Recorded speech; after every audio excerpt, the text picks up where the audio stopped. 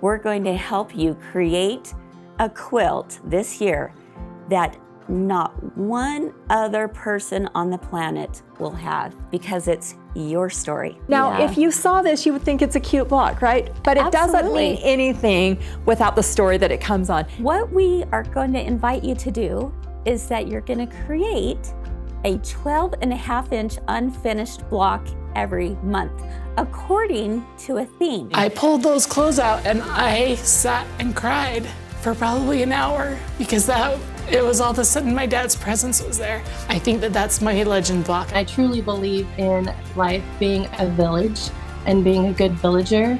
And this is a great way to leave my story so that my kids can see that being a good villager and telling their stories are important as well. We would love to invite you to be a part of the Stitch Your Story Challenge for 2025. These represent what I have done this last year. I've been to therapy, I don't know how many times, but this last year I could let go of a lot of things. I let go and I am the happiest I've been for a long time. I just know that as I'm putting my blocks together and that I'm remembering and I'm kind of digging in. And if you haven't jumped on the Stitch Your Story train, you know what?